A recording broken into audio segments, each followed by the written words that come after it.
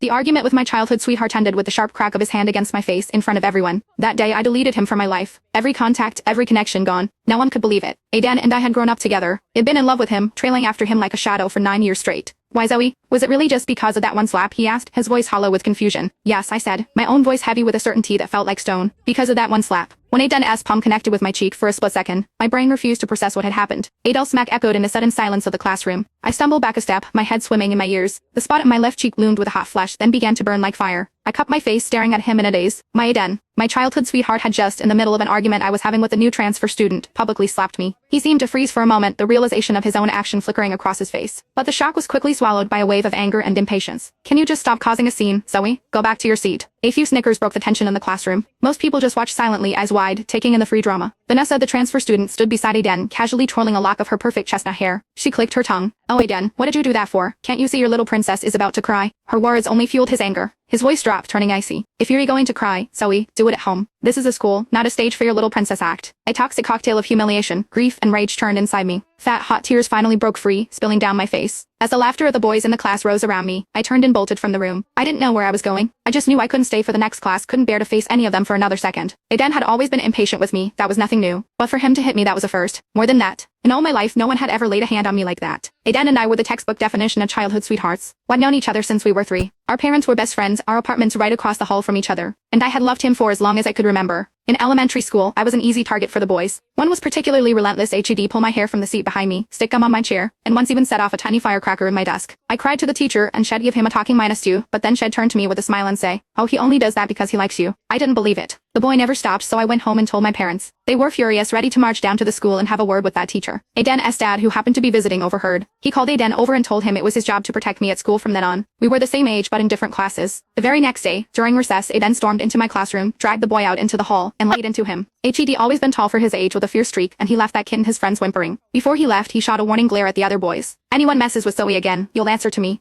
That was the moment. That was when my crush solidified into something unshakable. From then on, I became his little shadow, sticking to his side wherever he went. Aiden hated it at first. He had this whole macho complex and thought hanging out with a girl like me wasn't cool. But I was persistent, trailing behind him, calling his name. After a few years, he softened. The annoyance melted away. I started to notice things, the way his eyes would linger on me a little too long, the way He'd get flustered if our gazes met, his cheeks flushing as He'd stammer and change the subject. One evening, his dad joked, "Since the kids are so close, why don't we just promise them to each other?" Aiden didn't say a word, but his hand found mine and squeezed tight. I saw his ears turn bright red. A sweet warmth spread through my chest, and I declared loudly, "Yes, I'm going to marry Aiden." But when high school started, everything changed. At the end of our first semester of freshman year, we got a new transfer student. Her name was Vanessa. The rumor was her parents' work had brought her here.